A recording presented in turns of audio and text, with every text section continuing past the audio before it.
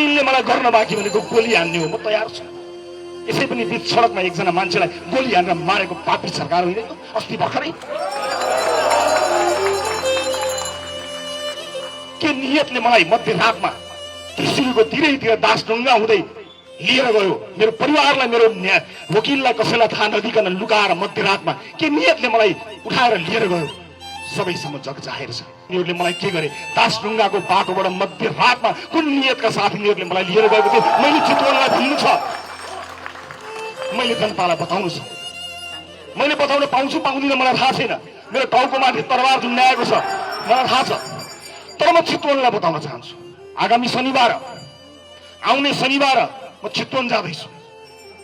म त्यो चितवनको सभामा चितवनका जनतालाई सरकार कसरी ढल्यो, कसले ढलायो, के षड्यन्त्र भए, कसको हातमा हतकडी लाग्नु पर्ने थियो, कसको हातमा हतकडी लाग्नु पर्ने थिएन, यो कुरा सबै चितवनलाई बताउन चाहन्छु, इमानदारीपूर्वक बताउन चाहन्छु। उपस्थित दाजुभाइ दिदीबहिनीहरू, यस बीचमा तपाईँले गर्नुभएको सम्पूर्ण प्रयासका लागि म तपाईँलाई धेरै धेरै धन्यवाद दिन चाहन्छु। जुन माया, जुन विश्वासका साथ तपाईँ अडिरहनु भयो, म ऋणी छु, धन्यवाद दिन चाहन्छु। तर बेचेर खान्न, तपाईँले दिनुभएको माया विश्वासलाई बेचेर खान्न। मलाई कुनै पद लोलुपता छ, सरकार छैन। सत्ताले सुनोस्, रवि लामिछाने किस्तीमा आएको प्रधानमन्त्रीको पद त्यागेर कैदी हुन मन्जुर भएको मान्छे हो।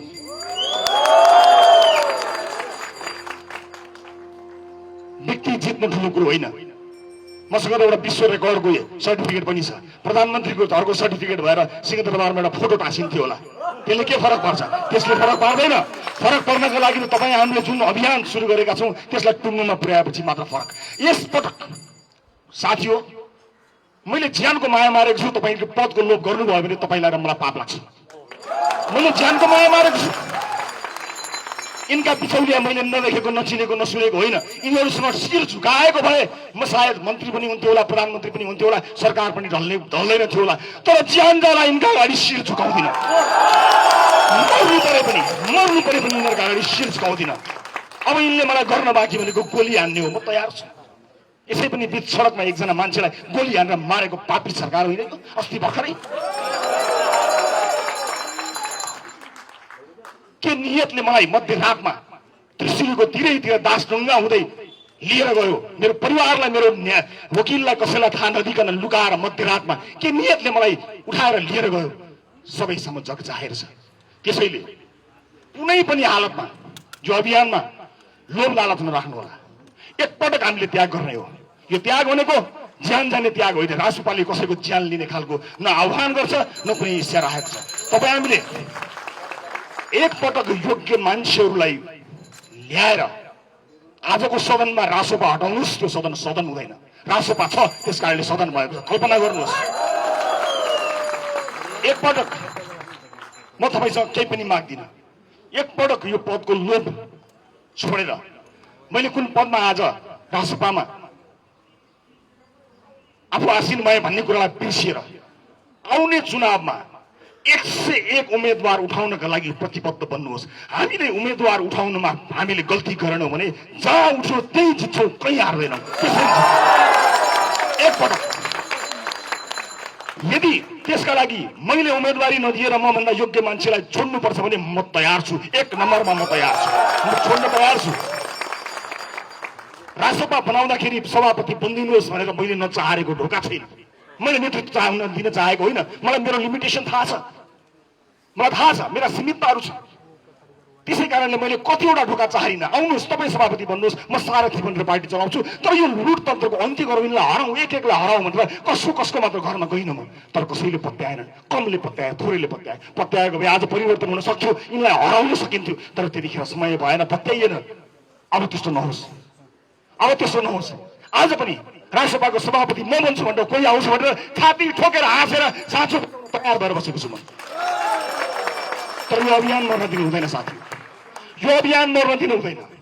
आफ्नो पद, आफ्नो सानो लाभको घेराभित्र बस्यौँ भने तपाईँ हामी सकिन्छौँ।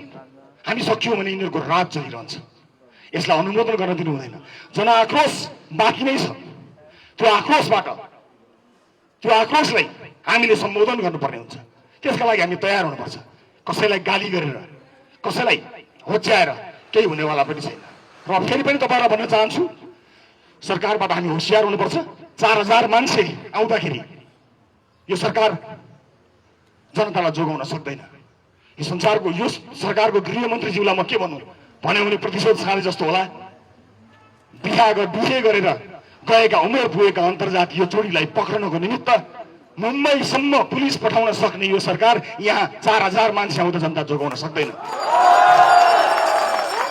यो भिजिबिलिटी गुमाइसकेको सरकारले कुन नैतिकताका आधारमा बसेको छ मलाई थाहा छैन। सरकारको औचित्य समाप्त भइसकेको छ र संसदबाट बलियो सरकार बन्ने बाटो पनि यिनीहरूले बन्द गरे। दुईटा ठुला दलहरू मिलेर लोकतन्त्र बचाउन, संविधान बचाउन होइन, एक अर्काका भ्रष्टाचारी बचाउनका लागि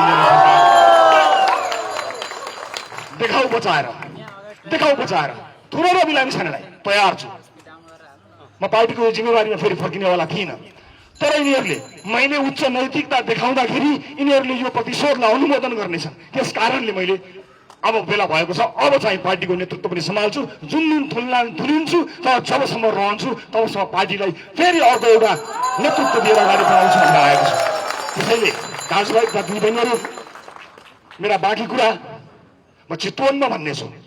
चितवनमा केही विशेष कुरा भन्नु छ। मैले अघि पनि भनिहालेँ, सभा आउँदो शनिबार चितवनमा हुनेछ। यो सरकारले मलाई फेरि थुनेछ भने यसको विश्वास छैन। थुनेछ भने पनि सभा गर्नु होला, छुनेछ भने पनि सभा गर्नु होला। पार्टीको कामलाई निरन्तरता दिनु होला। म आज पार्टीको अब बैठकमा बस्नेछु। साथीहरूलाई के गर्नुभएको छ यसो बुझ्ने कोसिस गर्छु। यो अप्ठ्यारो परिस्थितिमा आफ्नो ठाउँबाट सघाउनु हुने तपाईँ सम्पूर्णलाई म फेरि पनि धन्यवाद दिन चाहन्छु। यो जिम्मेवारी मेरो अनुपस्थितिमा जिम्मेवारी सम्हाल्नुभएका पार्टी पङ्क्तिका सम्पूर्ण नेता कार्यकर्ता सदस्यज्यूहरू विशेष गरी सबैजनालाई, सबै तह र तबकाका साथीहरूलाई म विशेष धन्यवाद दिन चाहन्छु। विभिन्न राजनीतिक दल र दलका नेताजीहरूलाई म धेरै धन्यवाद दिन चाहन्छु। अप्ठ्यारा बेलामा पनि हाम्रा लागि तपाईँले दिनुभएको त्यो आवाज, तपाईँले बोल्नुभएको त्यो शब्दहरूले हिरासतमा बसेर कयौं पटक मेरो आँखाबाट आँसु खसेका छन्। म तपाईँलाई धन्यवाद दिन चाहन्छु। यो अप्ठ्यारो परिस्थितिमा दुई तिहाईको सरकारसँग नडराइकन प्रतिपक्ष भएर पनि मेरा पक्षमा बोल्नुहुने अन्य विभिन्न राजनीतिक दलका नेता कार्यकर्ताजीहरूलाई म धेरै धेरै धन्यवाद दिन चाहन्छु। र आम सञ्चार माध्यम, आम नागरिक समाज जसले सरकारको यो प्रतिशोधलाई बाहिर ल्याउनमा मद्दत गर्यो, म सबैलाई धेरै धेरै धन्यवाद दिन चाहन्छु। बाँकी कुरा चितवनमा विशेष कुराहरू मैले बताउनु पर्नेछ। चितवनको सभामा आउने कोसिस गर्नु होला। म यहीँबाट सबैलाई अनुरोध गर्दै आफ्नो भनाइ टुङ्ग्याउँछु। सबको जय होस्, जय गण्डकी।